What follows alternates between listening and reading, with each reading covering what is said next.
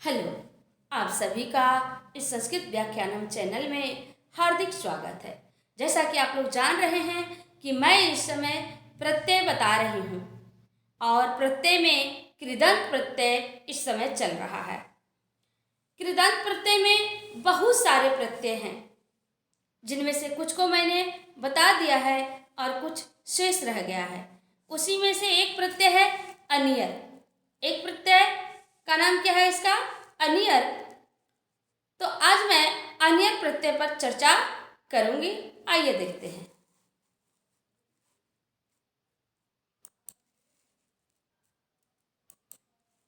देखिए अनियर प्रत्यय, इनमें किन किन वर्णों का संयोग है इसको देख लेते हैं। अ धन न धन ई धन य धन अ धन र बना अनियर। ठीक है, नियम को देख लेते हैं। अनियर कृदंत प्रत्यय है जो धातु के पीछे लगता है। धातु के पीछे लगने वाला प्रत्यय कृदंत प्रत्यय कहलाता है और अनियर भी धातु के पीछे लगता है, इसलिए इसे कृदंत प्रत्यय भी कहते हैं। अनियर प्रत्यय का प्रयोग योग्य है या चाहिए के अर्थ में होता है। जैसे जहाँ विधि लिंग का प्रयोग करना है वहाँ पर हम अनियर प्रत्यय का प्रयोग कर सकते हैं। अनियर प्रत्यय में र का लोप हो जाता है। ये जो र देख रहे हैं, र में हलंत, इसका क्या होता है? लोप हो जाता है तथा अन्य शेष बचता है। जो पुल्लिंग में अन्यः, स्त्रीलिंग में अनिया एवं नपुंसक लिंग में अनियम हो जाता है। ठीक है, जो अन्यः बचेगा तो यह पुल्लिंग में होगा अन्यः और स्त्रीलिंग में अनिया और नपुंसक लिंग में अनियम, ऐसा बनेगा। अब देखिए आगे। देखिए अनियर प्रत्यय का प्रयोग वर्तमान कालिक कर्मवाच्य या भाववाच्य वाक्य में होता है। ध्यान दीजिए, यहाँ पर वर्तमान कालिक यानी वाक्य कर्मवाच्य या भाववाच्य में होगा, लेकिन वर्तमान काल में होगा। उसी में जो है अनियर प्रत्यय का प्रयोग होता है। इसमें कर्तृपद जो प्रथमा व्यक्ति में होता है उसमें तृतीया व्यक्ति हो जाती है और कर्म पद जो द्वितीय व्यक्ति में होता है उसमें प्रथमा व्यक्ति हो जाती है। यानी साधारण नियम से जब हम वाक्य बनाएंगे तो कर्ता में प्रथमा व्यक्ति होती है और कर्म में द्वितीया, लेकिन जब हम कर्मवाच्य में बनाएंगे तो कर्ता में तृतीय व्यक्ति और कर्म में प्रथमा व्यक्ति हो जाता है, और जब भाववाच्य में बनाएंगे तो कर्ता में तृतीय व्यक्ति हो जाता है और इसमें कर्म नहीं रहता है। आगे देखिए, कर्म पद में जो इसमें प्रथमा व्यक्ति में होगा उसी के लिंग और वचन के अनुसार क्रिया का लिंग एवं वचन होता है। यानी कहने का मतलब यह है कि जब हम वाक्य को कर्मवाच्य में बनाते हैं तो उसका कर्ता तृतीय व्यक्ति में होता है, कर्म प्रथमा व्यक्ति में होता है। तो कर्म जब प्रथमा व्यक्ति में है तो उसी के अनुसार उसकी क्रिया भी होगी, यानी क्रिया भी प्रथमा व्यक्ति में होगी और कर्म का जो लिंग होगा, जो वचन होगा, वही लिंग और वचन क्रिया की भी होगी। आगे बढ़ते हैं हम लोग।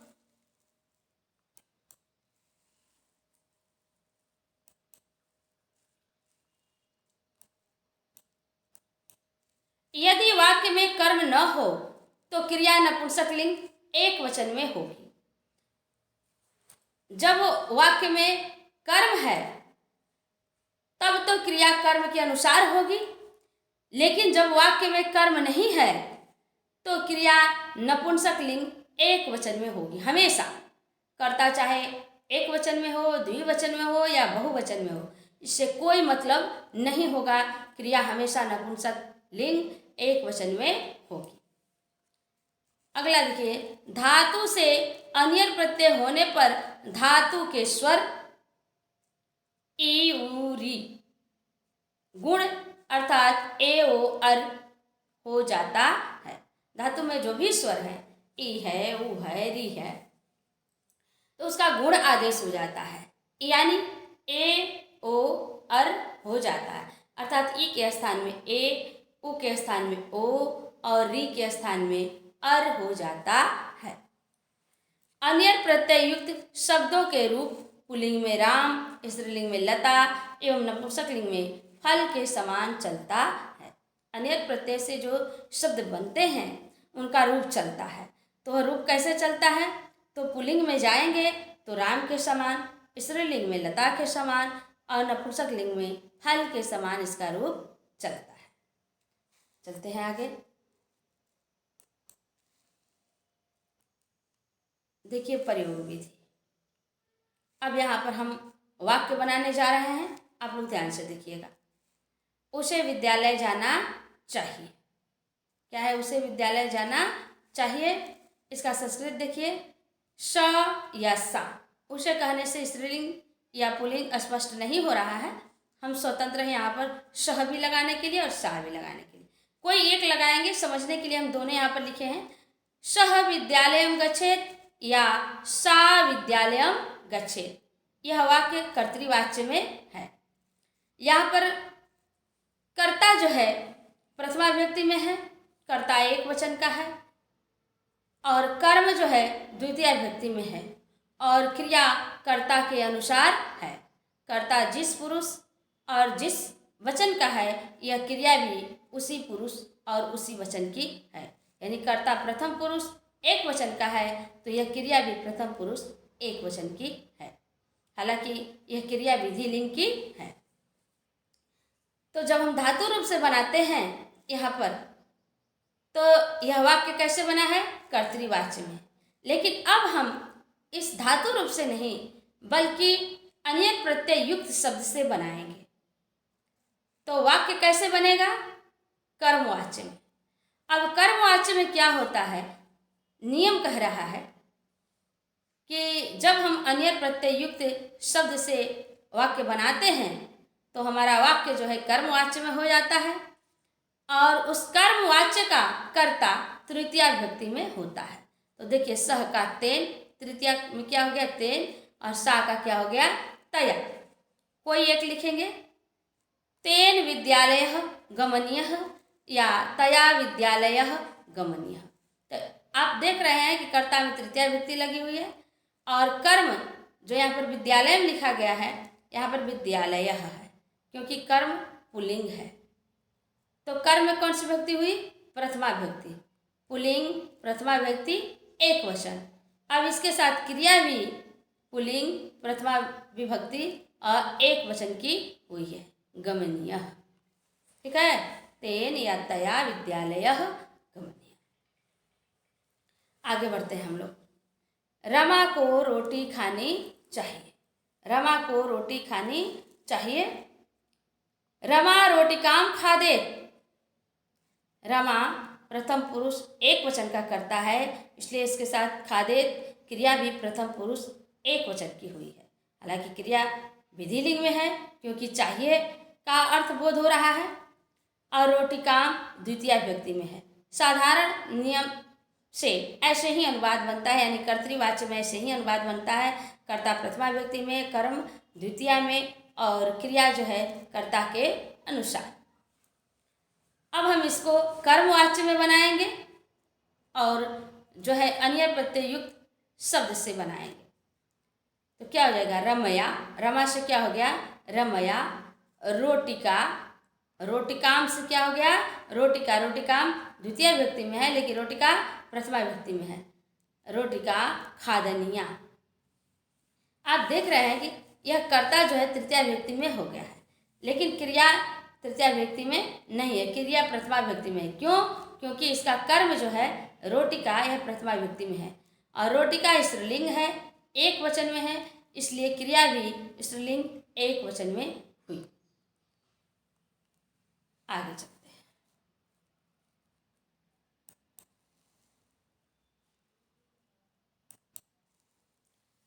मुझे पुस्तक पढ़नी चाहिए। मुझे पुस्तक पढ़नी चाहिए। अहम पुस्तकम पठेयम। अहम कर्ता जो है उत्तम पुरुष एक वचन का है, इसलिए क्रिया भी उत्तम पुरुष एक वचन की हुई है। क्रिया विधि लिंग में है, पुस्तकम में द्वितीय विभक्ति है और अहम में प्रथमा विभक्ति में है। क्योंकि अहम कर्ता है तो कर्ता में प्रथमा विभक्ति है और कर्म में द्वितीय। क्रिया जो है कर्ता के अनुसार। ठीक है, अब हम इसको कर्मवाच्य में बनाएंगे तो क्या हो जाएगा, इसका तृतीय विभक्ति क्या हो जाएगा, मया। अस्मत् शब्द रूप तृतीय विभक्ति एक वचन मया। मया पुस्तकम, यह प्रथमा में होगा। हालांकि पुस्तकम प्रथमा और द्वितीय दोनों में एक जैसा चलता है, इसलिए यहाँ भी पुस्तकम ही लिखा जाएगा। मया पुस्तकम पठनीयम। देख रहे हैं पुस्तकम नपुंसक लिंग एक वचन में है, इसलिए क्रिया भी नपुंसक लिंग एक वचन में हुई। ठीक है, पुस्तकम में प्रथमा विभक्ति है, इसलिए इस क्रिया में भी प्रथमा विभक्ति हुई। अगला है तुम्हें हंसना चाहिए। तुम हंसे हैं, तुम हंसे हैं। देख रहे हैं तुम मध्यम पुरुष एक वचन का करता है, क्रिया भी मध्यम पुरुष एक वचन की हुई, क्रिया विधि लिंग में है। अब हम इसी को भाववाच्य में बनाएंगे तो कर्ता क्या हो जाएगा, तृतीय विभक्ति में क्या हो गया, तो या। कह रहा है कि भाववाच्य का कर्ता तृतीय विभक्ति में होता है, कर्म नहीं होता है, और जो है क्रिया जो है नपुंसक लिंग एक वचन में होता है हमेशा। भाववाच्य में जो है क्रिया नपुंसक लिंग एक वचन में होगी। अब यहाँ पर देखिए तो या हंसनीय, यह क्रिया नपुंसक लिंग एक वचन में है। यहाँ देखिए उन सबको खेलना चाहिए। ते क्रीडेवु, ते कर्ता जो है प्रथम पुरुष बहुवचन का है, क्रिया भी प्रथम पुरुष बहुवचन की हुई है। क्रिया जो है विधि लिंग लकार में है। अब हम इसको भाववाच्य में बनाएंगे, जो है अन्य प्रत्यय से तय। तय से क्या हो गया है, तय। देखिए ये भी बहुवचन में है और ये भी बहुवचन में है, ये प्रथमा में है और ये तृतीया में है। वचन ज्यों का त्यों रहता है लेकिन विभक्ति बदल जाती है। तो क्या हो गया, तय। और जैसा कि नियम कह रहा है कि भाववाच्य की क्रिया जो है नपुंसक लिंग एक वचन में होती है। अब कर्ता से मतलब नहीं है, कर्ता दो है, तीन है या एक है, इससे कोई मतलब नहीं है। यह क्रिया जो है हमेशा नपुंसक लिंग और एक वचन में होगी, तो इसलिए क्रीडनीयम हुआ, तय क्रीडनीयम। अगला है तुम दोनों को बगीचे में टहलना चाहिए। यहाँ पर देखिए युवाम उद्याने भ्रमेतम कर्तृवाच्य में बनाए हैं। इसका कर्ता मध्यम पुरुष द्विवचन का है, क्रिया भी मध्यम पुरुष द्विवचन की हुई है और विधि लिंग लकार में है। अब हम इसको भाववाच्य में बनाएंगे तो देखिए क्या हो जाएगा, द्विवचन है तो द्विवचन ही रहेगा, लेकिन जो है यह विभक्ति बदल जाएगी। युवाभ्याम क्या हो गया, युवाभ्याम उद्याने भ्रमणीयम। देखिए यहाँ कर्म नहीं है, उद्याने कर्म यहाँ पर नहीं है, उद्याने को हम कर्म नहीं कहेंगे, तो इसलिए यहाँ पर कर्म नहीं है तो क्रिया क्या होगी, नपुंसक लिंग एक वचन में भ्रमणीयम। युवाभ्याम उद्याने भ्रमणीयम। आगे चलते हैं।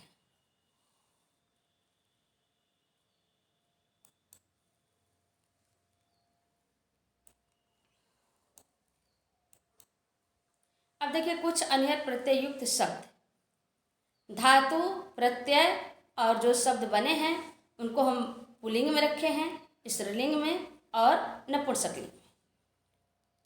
देखिए पठ धन अनियर तो क्या हो गया, पठनीय। क्या बनेगा, पठनीय। कैसे बनेगा, प ठ में हलंत है तो हलंत है और इधर अ है तो संधि काम कर रहा है यहाँ पर, तो ठ में अ जुटा तो पठ पूरा हो गया। तो क्या हो गया यहाँ पर देख रहे हैं पठ, अ इधर चला गया तो नी बचा, पठनी और य पठनीय।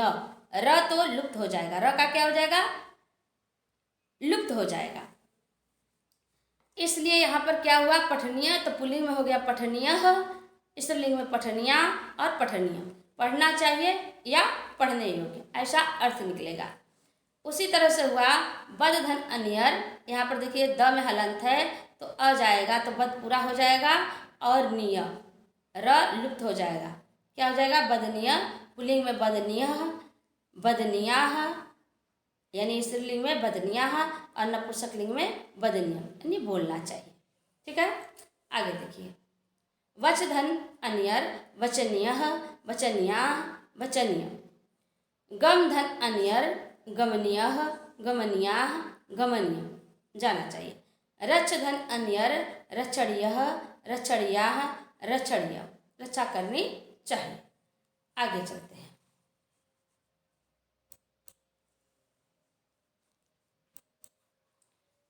चल धन अनियर चलनीय, चलनिया, चलनीय। पा धन अनियर पानीय, पानिया, पानीय। देखिए पा ज्यों का त्यों रहेगा, क्योंकि आ पहले से ही है तो आ प्लस आ ही होता है, इसलिए पा ही रहेगा। यहाँ पर पा जैसे है वैसे ही रहेगा। तो पानीय, र तो लुप्त होगा ही, तो पानीय हो गया। अब पानीय पुल्लिंग में क्या हो गया? पानीय। स्त्रीलिंग में हो गया पानिया और नपुंसकलिंग में हो गया पानी, नहीं पीना चाहिए। दा धन अनियर दानीय, दानिया, दानी देना चाहिए। ज्ञा धन अनियर ज्ञानीय, ज्ञानिया, ज्ञानीय जानना चाहिए। लिख धन अनियर लेखनीय, लेखनिया, लेखनीय लिखना चाहिए। अब देखिए ई का क्या हो जाता है? ऐसा बताया गया है नियम में कि धातु में जब ई रहता है तो वहाँ पर ए हो जाता है, तो ई का ए बन गया है। क्या हो गया है? ई का ए। तो लेख और ख में अ जुटा तो ख पूरा हो गया, लेख हो गया। निया, लेख खनिया। पुल्लिंग में लेखनिया हो गया, स्त्रीलिंग में लेखनिया, नपुंसकलिंग में लेखनिया। छिद धन अनियर छेदनीय, छेदनिया, छेदनियम। यहाँ पर भी ई है तो ये भी ए में बदल गया है, इस तरह छे हो गया है। छेदनिया, छेदनिया, छेदनिया। रुद्ध धन अनियर, अब देखिए ऊ रहेगा तो क्या हो जाएगा? ओ। धातु में ऊ रहता है तो क्या हो जाता है? ओ। तो रू का क्या बन गया है? रू। द में हलंत है और जुटा तो रोद पूरा हो गया, तो क्या हो गया? रोद। और निय, रोदनिया। क्या हो गया? रोदनिया, रोदनिया, रोदनिया मीन रोना चाहिए। आगे चलते हैं।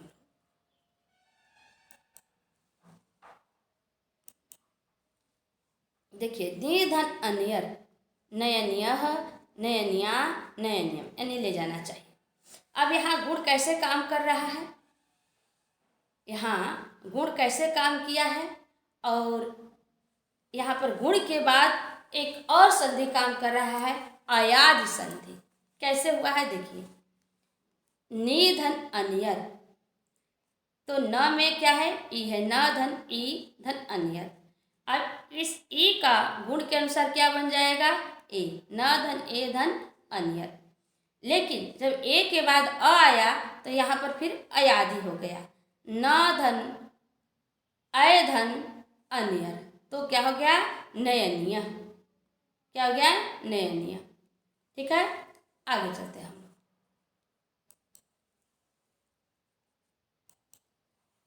इसी तरह ची धन अनियर चयनीय, चयनिया, चयनियम।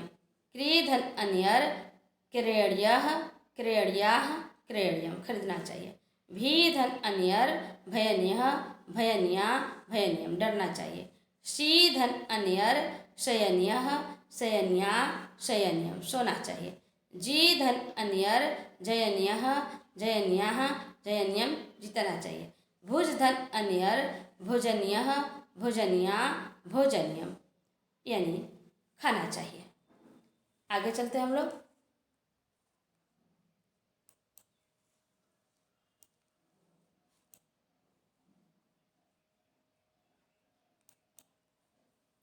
अब देखिए भ धन ऊ धन अनियर, भ धन ओ, भ में ऊ यानी भू, तो ओ का क्या हो गया? गुण हो गया, तो ओ। भ धन ओ धन अनियर। अब ओ के बाद अ है इसलिए यहाँ पर अयादि हो जाएगा, तो भ धन औ धन अनियर क्या हो गया? भवनीय। इस तरह क्या बना? भवनीय। तो भू धन अन्यर बराबर क्या हो गया? भवनीय, भवनिया, भवनियम होना चाहिए। श्रू धन अन्यर श्रोणीय, श्रोणिया, श्रोणियम सुनना चाहिए। दृश धन अन्यर दर्शनीय, दर्शनिया, दर्शनीय देखना चाहिए। री धन अन्यर हरणीय, हरणिया, हरणियम हरण करना चाहिए।